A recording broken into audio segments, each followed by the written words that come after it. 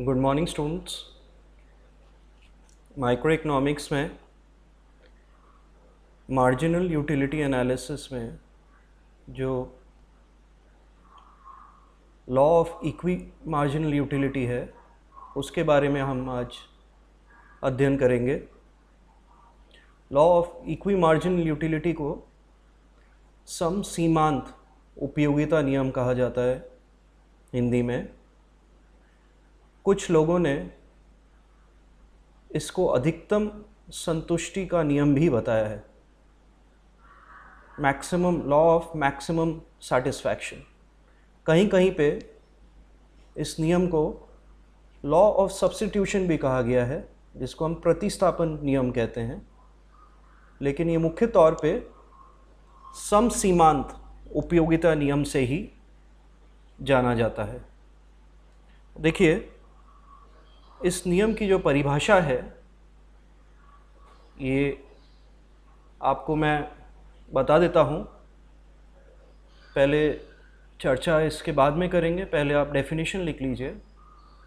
उपभोक्ता अपनी कुल उपयोगिता को तब अधिकतम करता है जब वह स्थिर कुल आय का आवंटन इस प्रकार करता है कि हर एक वस्तु पर खर्च मुद्रा का अंतिम इकाई से प्राप्त उपयोगिता समान हो। इसको हम दूसरे शब्दों में ये कहते हैं कि अधिकतम संतुष्टि प्राप्त करने के लिए एक उपभोक्ता विभिन्न वस्तुओं पर धन इस प्रकार खर्च करेगा कि उन वस्तुओं की सीमांत उपयोगिता उनके मूल्यों के अनुपात में हो, यानी प्रति इकाई मुद्रा से प्राप्त उपयोगिता सीमांत उपयोगिता अंतिम इकाई वस्तु की उसकी प्रति इकाई कीमत से भाग देने से प्राप्त होगी। देखिए, ये जो नियम है ये क्या कहता है कि ये law of diminishing marginal utility सीमांत उपयोगिता हास्य के नियम से ही आपको प्राप्त होती है। इसको अधिकतम संतुष्टि का नियम भी इसलिए कहा जाता है कि उपभोक्ता अपनी आय, जो कि हम मान रहे हैं सीमित है और उस समय काल के लिए स्थिर है, उसका आवंटन इस प्रकार से करता है कि उसको अधिकतम संतुष्टि तब प्राप्त होती है जब वो विभिन्न वस्तुओं पर जो आखिरी जो मुद्रा की इकाई खर्च करता है उससे समान उपयोगिता प्राप्त होती है। ठीक है। अब इसको लॉ ऑफ सब्स्टिट्यूशन भी ये कहते हैं, इसलिए कहते हैं, अगर हम जैसे एग्जाम्पल जो लेंगे उसमें आपको स्पष्ट हो जाएगा। दो वस्तुओं पर आप उपभोग कर रहे हैं। सपोज एक वस्तु की सीमांत उपयोगिता दूसरे वस्तु के मुकाबले में उनके जो संयोग का जो आप उपभोग कर रहे हैं अधिक है, तो आप तब तक उनका उपभोग करेंगे जब तक उनकी सीमांत उपयोगिता को जब हम उनकी प्रति इकाई कीमत से भाग दे देते हैं वो दोनों समान नहीं हो जाता है। क्योंकि जैसे इसमें आपको ज्ञात हुआ है कि प्रति इकाई मुद्रा से जो प्राप्त उपयोगिता है वो कैसे प्राप्त होती है?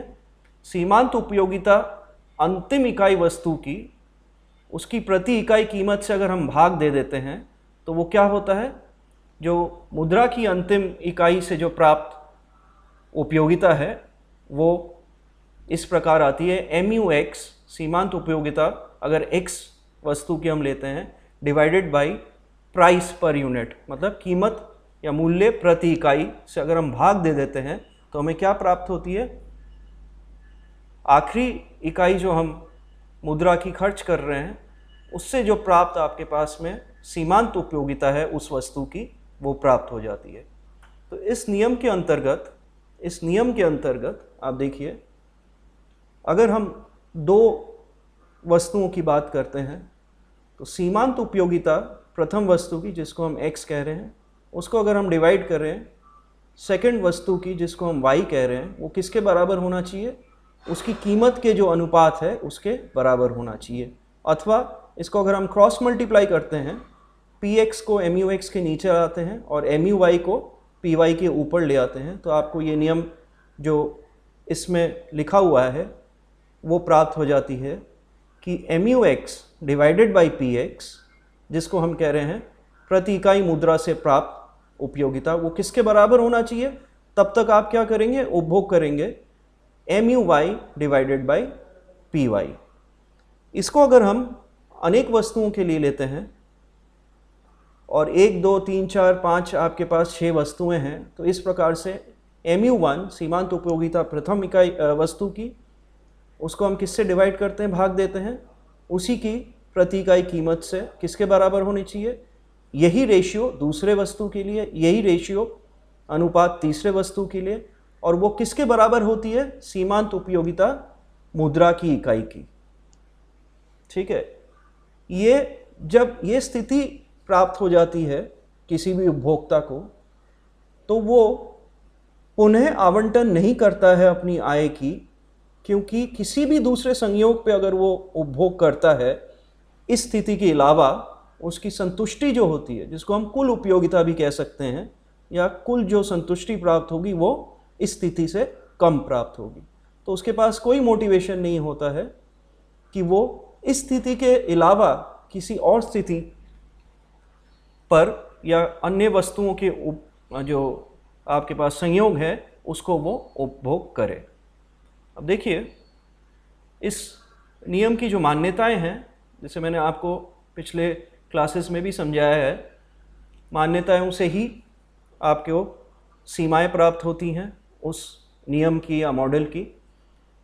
पहला जो आपके पास में मान्यता है वो ये है, उपयोगिता का संख्यात्मक या गणनावाचक माप स्वीकार किया जाता है, जिसको हमने पढ़ा था कार्डिनल मेजर, जिसमें आप यूटिलिटी को इकाइयों में माप सकते हैं। ठीक है, कार्डिनल मेजर जो कि मार्शल आदि अर्थशास्त्रियों द्वारा प्रतिपादित की गई थी, कार्डिनल मेजर को हम इस मॉडल के लिए मान्य रखते हैं। दूसरा जो मान्यता है वो ये है कि उपभोक्ता अधिकतम संतुष्टि प्राप्त करना चाहता है। अधिकतम संतुष्टि प्राप्त करना चाहता है, ये जो सेकंड मान्यता है वो थर्ड मान्यता से एक साथ पढ़ा जाना चाहिए। उपभोक्ता की आय सीमित है, मतलब जब वो उपभोग कर रहा है तो उस समय काल में उसकी जो आय है वो फिक्स्ड है, एवं पूर्ण आय को वस्तु व सेवा खरीदने के लिए करता है, पूर्ण आय को खर्च करता है। ठीक है, तो जो टोटल उसके पास जो इनकम होगी उस टाइम पीरियड में, उसका वो संपूर्ण उपभोग कर देगा या संपूर्ण उसको व्यय कर देगा, किसमें? वस्तुओं व सेवाओं में। उससे वो क्या चेष्टा करेगा?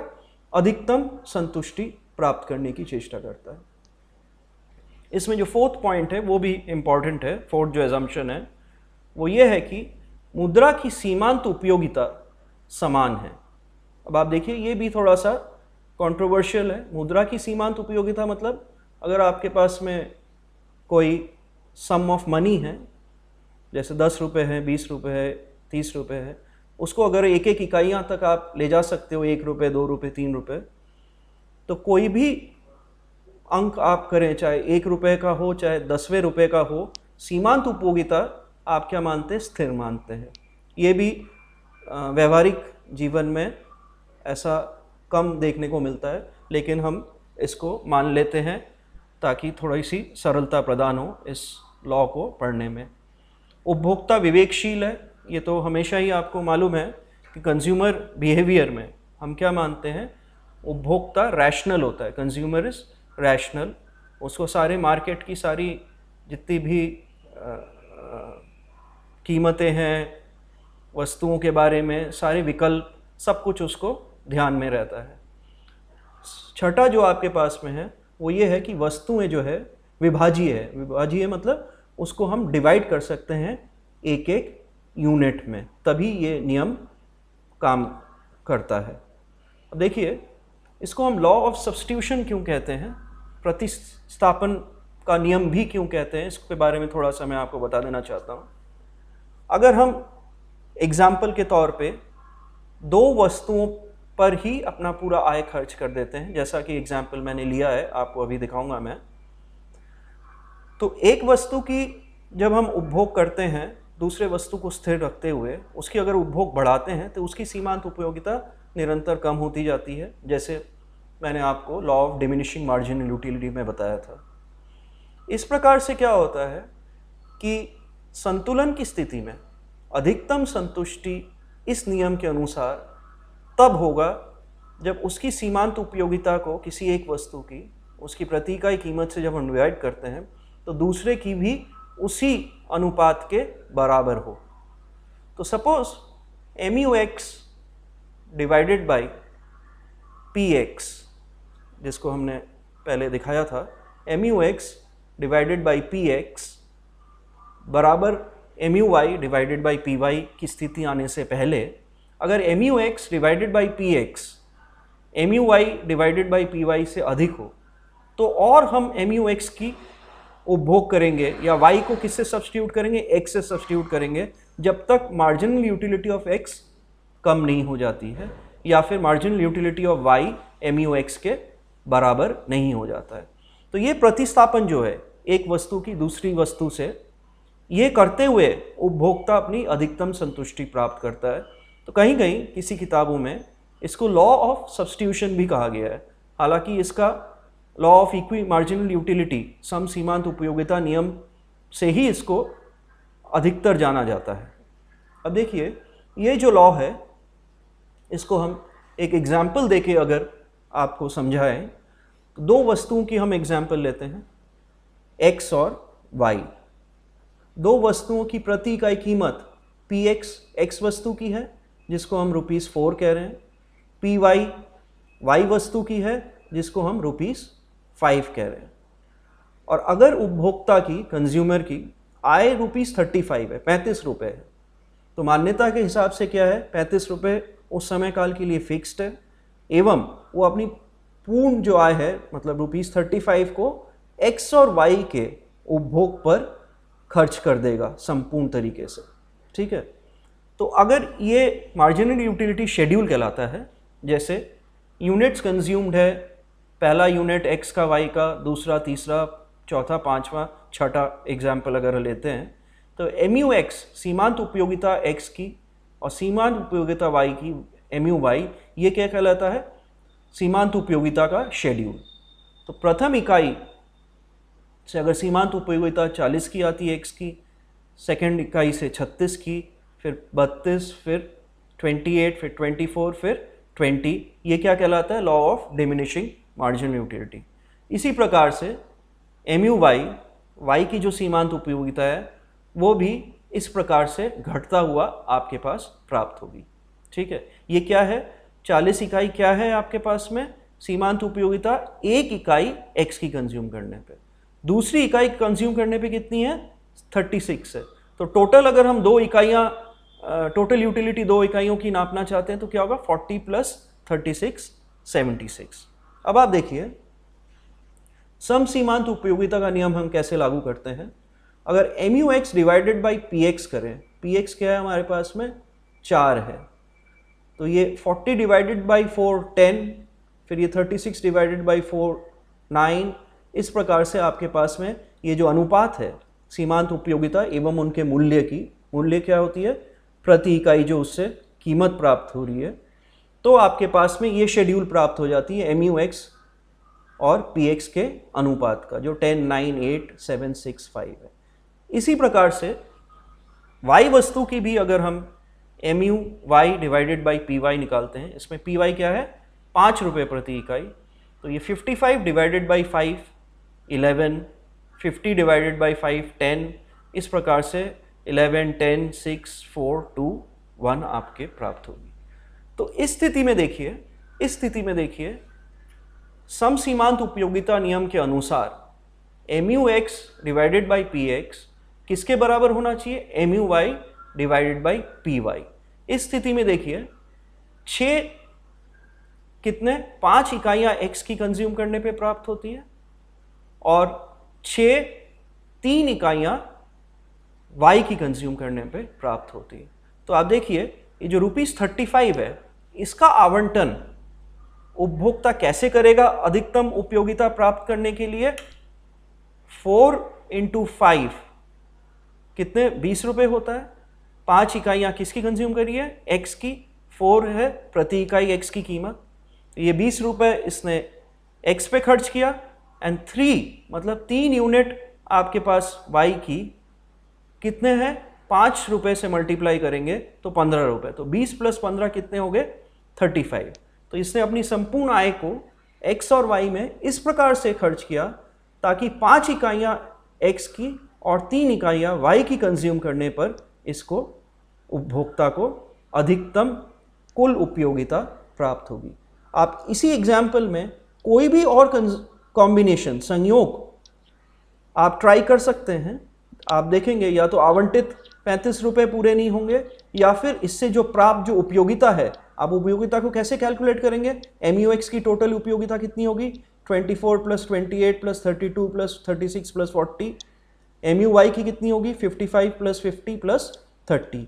ये जो टोटल उपयोगिता है ये सिर्फ इसी केस में अधिकतम होगी जब MUX / PX = MUY / PY जो कि 6 के बराबर है इस एग्जाम्पल में।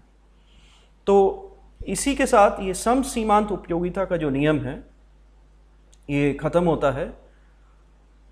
आप इसको आप किताबों में से भी देख सकते हैं, कोई और एग्जाम्पल लेके भी देख सकते हैं कि इसी इक्विलिब्रियम में, संतुलन में उपभोक्ता को अधिकतम उपयोगिता प्राप्त होती है। धन्यवाद। इस क्लास के बाद में अगला टॉपिक मैं आपको नेक्स्ट क्लास में पढ़ाऊंगा। तब तक के लिए गुड बाय। Thank you.